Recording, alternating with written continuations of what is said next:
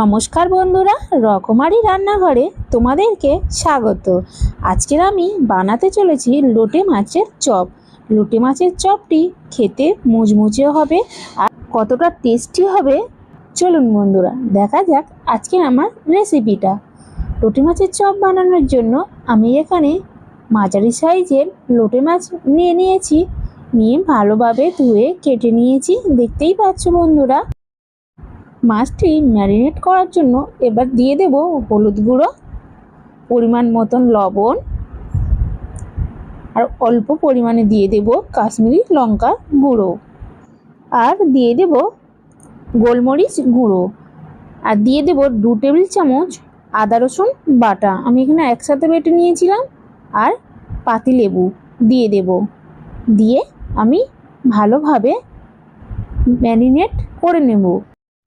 খুব বেশিক্ষণ ধরে ম্যারিনেট করে রাখার কোনো প্রয়োজন নেই, 2 থেকে 3 মিনিট রাখলেই হবে। এবার আমি একটা ব্যাটার তৈরি করে নেব।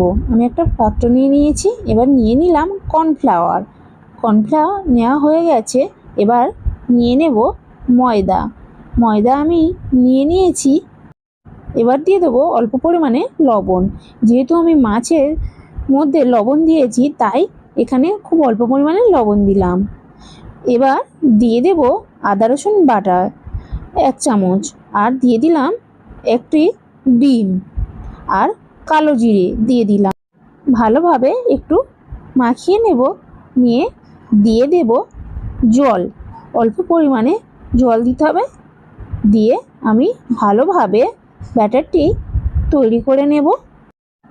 ভিডিওটি আমি একাই করি তাই আমি ব্যাটারটি তোমাদেরকে দেখাতে পারলাম না।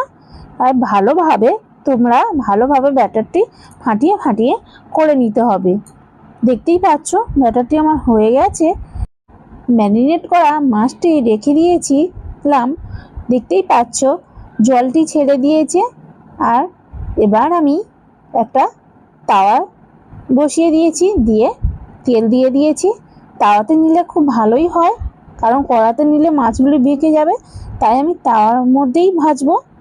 তোমরা চাইলে কড়াতেও ভাজতে পারো, কোনো অসুবিধা নেই। যেহেতু বড় বড় মাছ তাই তাওয়াতে ভাজলেই ভালো হয়। আমি তাওয়া গরম হয়ে গেছে, তেল দিয়ে দিলাম মাছটি দিয়ে একে একে আমি ভেজে নেব। গ্যাসটি আমি মিডিয়াম টু হাই করে মাছটি আমি ভেজে নেব। একে একে উল্টে পাল্টে মাছটিকে ভাজতে হবে যাতে মাছটি ভেঙে না যায়। মাছের লাল লাল কালার চলে এসছে, দেখতেই পাচ্ছ বন্ধুরা আমার মাছটি এবার ভাজা হয়ে গেছে। দেখতেই পাচ্ছ বন্ধুরা লোটে মাছের চপটি কত সুন্দর হয়েছে, আর মুচমুচেও হয়েছে কত সুন্দর। তোমরা এমন প্রসেসে বাড়িতে অবশ্যই ট্রাই করো বন্ধুরা, দেখবে খেতে খুব সুন্দর লাগবে। আর আমার ভিডিওটি ভালো লাগলে বন্ধুরা লাইক অ্যান্ড সাবস্ক্রাইব করে দিও, আর কমেন্ট করতে ভুলো না কেমন হয়েছে।